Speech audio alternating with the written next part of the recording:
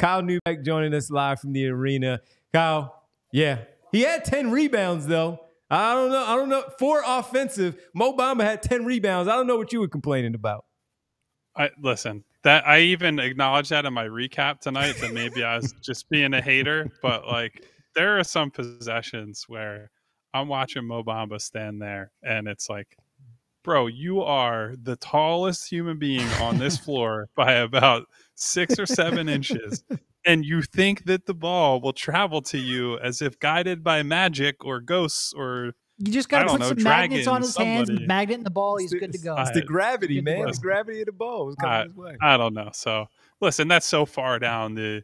Guys, I think the takeaway after talking with people after the game, frankly, seeing Tobias Harris, listening to him talk, this team just badly needs some reinforcements. And I mean, the guys that are not healthy right now that they're hoping to get back, they need Tobias to get right. Like Tobias sounds pretty bad.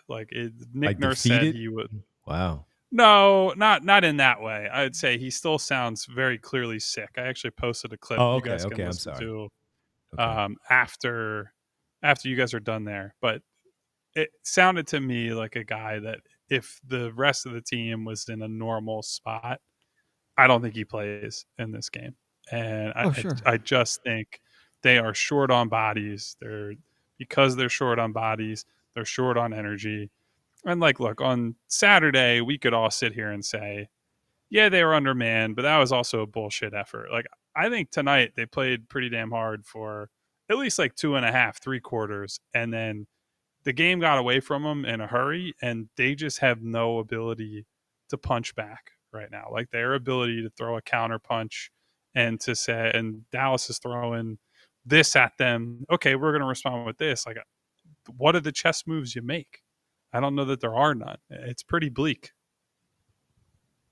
Yeah. I think we just spent 50 minutes talking about bleak.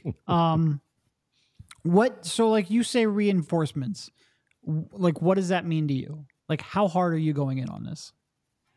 So honestly, you could pitch me on going either way right now, right? Let's see where we are after Joel's surgery. For all intents and purposes, what we're all expecting is the 98 percentile outcome. They snip out the part that shouldn't be there or is not helping him. He's back in 2 months or so. And whatever is left without him for the next 2 months is what they have to push into the playoffs and survive until he gets here. And probably something close to status quo. You could convince me based on, I'm not saying I would do this, but based on how they have looked the last couple of games and based on the rest of the season, that they should sell.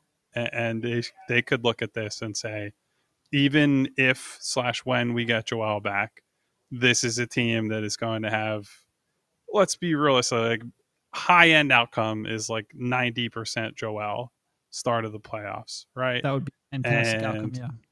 I think that'd be a great outcome. And by that point, if they play like this, they're going to be hovering in, we all were hey, 5th or 6th seed, they'll be okay. This is a team that looks like they'd have to scrape by to get to the play-in right now. So obviously we're being colored by the last 2 games and certainly some games last week without Joe, and the mood is down right now.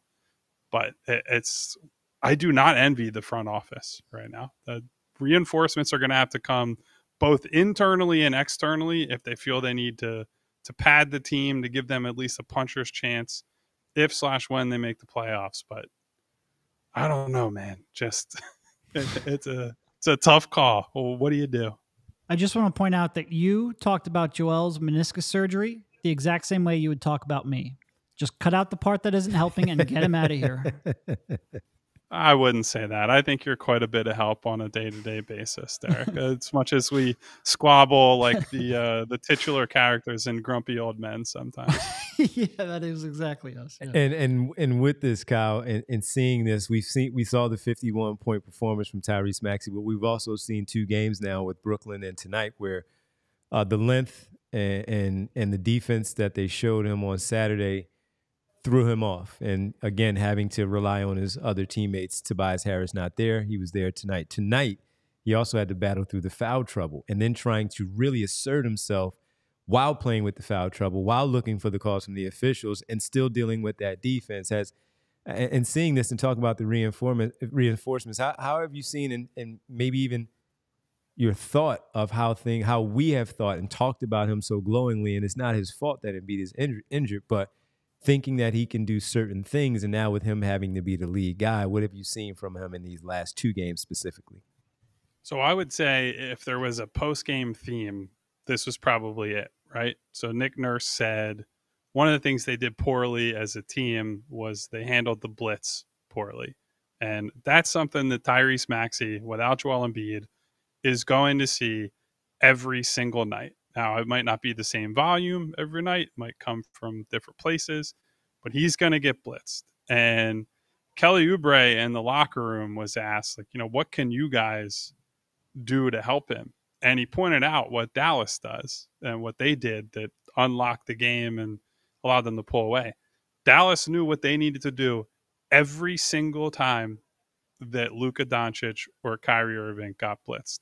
They got to the same exact spots. They made the same reads. They made quick decisions, and they got an avalanche of open threes because of stuff like that. And so some of it certainly is on Tyrese, right? Like, he has to respond appropriately, has to look for the right guys, get the ball out of his hands quickly.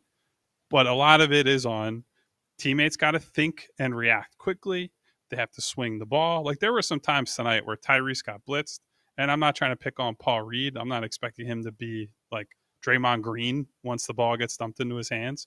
But there's some times when he's catching a pass and like 5 seconds are going by before he does anything with the ball. And that's a big problem. Like, when a guy gets blitzed, the value for you as the offensive team is that you are now playing in a 4-on-3. Well, if you allow it to turn back into a 4-on-4 and then a 5-on-5, you have allowed the other team to waste seconds of the shot clock and accomplish exactly what they're setting out to do with the blitz. So that's a big problem. The other point with Tyrese, he admitted after the game, he said, I thought I spent too much of the second half trying to play for foul calls rather than just looking to score and just like being we talked aggressive. about. Yep. And I think you could see that in real time, right? Like, easier for me to see because they were scoring or not scoring. They were shooting at the basket, not doing a lot of scoring. They're shooting at the basket that we sit by as media in the second half.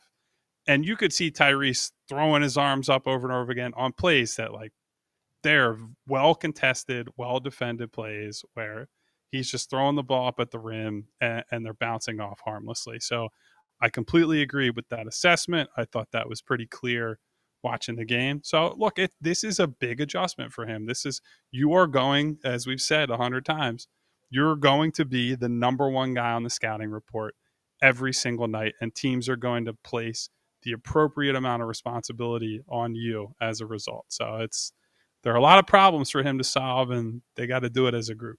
I'm glad he admitted to that. We talked about that really early, and I'm glad that's the maturity that we talk about. So now that he sees that, he's going to look at the film, and hopefully he makes the necessary adjustments to not do that, because he was flailing too many times, to your point, lifting his arms. But even on those shots, he was fading away a lot of those, and you're not going to get that call, all-star or not.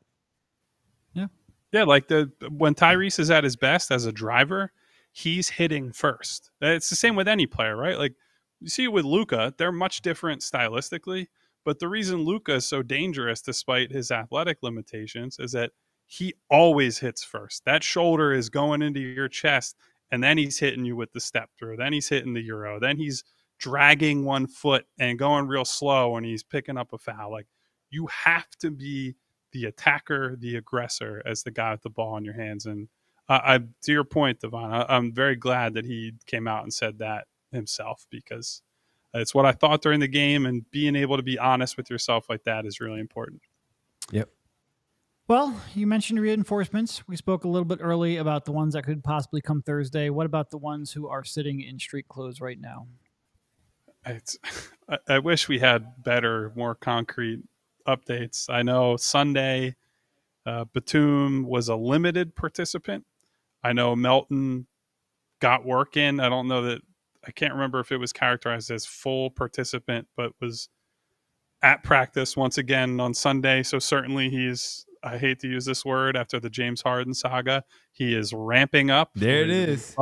We busted out the ramp once again. I don't know if it's a we needed the bell small for that ramp, big ramp, whatever it is. I was going to say, if you want to talk about recurring bits on the show, yeah, we we'll need have to get a ramp and I can't skateboard worth of shit, but maybe we get involved with that somehow. But yeah, I mean, those are the two big ones. Obviously, Cove is more of a longer term, where that was when they told us that was 3 to 4 weeks, although it's probably been a couple at this point. So yeah, those are non-update updates, if you're asking me. I keep saying that I think and I hope that Melton will be back. Batum has constantly been framed as more of a, precaution thing, but only so many precautionary days you can take before it's a real issue. We did see Joel on the bench with his green on green plaid. You saw him on the bench. It's too much plaid in that. Too much green, too. Too much frankly. green, and you can't have this. Yeah, it was too much. It was the same. Yeah. Then again, who am I to talk? I'll talk. I feel like I fashioned a little bit. Yeah, it was too much. I don't know what was going on there. I'm not gonna fashion police Joel. I will say one other thing that they probably need to figure out. I know we all say, "Oh, Tobias is a good locker room guy," and they have good leaders on this team, but it's hard to replace the leadership of the alpha dog, the top guy. So that they are going to have to figure out. When he speaks, he commands respect, even if he doesn't speak a lot. It's been good to hear from what we've been told.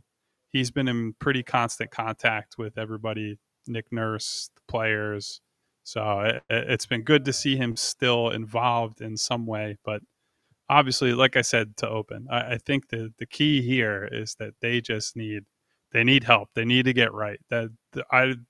Every team says this around this time of year. They badly need the All-Star break. They got to eke out some wins here by any means necessary. Get that week off, get some guys right, and then attack that final stretch and hopefully get Joe back eventually. Quite a few games in between that time, and of course we'll be talking about them as well. Make sure you read Kyle at allphly.com. Check out the recap. We'll be off tomorrow as a team together because we'll be back on Wednesday post-game following Sixers hosting the Golden State Warriors, and hopefully we get a better 48 from the Sixers in that game. Even if we don't, I'll be excited to watch Steph Curry in person, one of the best shows in the NBA when he comes to town. So I'll be excited for that. Never gets old to watch the greatness. Never gets old. Kyle, appreciate it, man. We'll talk to you on Wednesday. See you, fellas. We all silly like the mayor.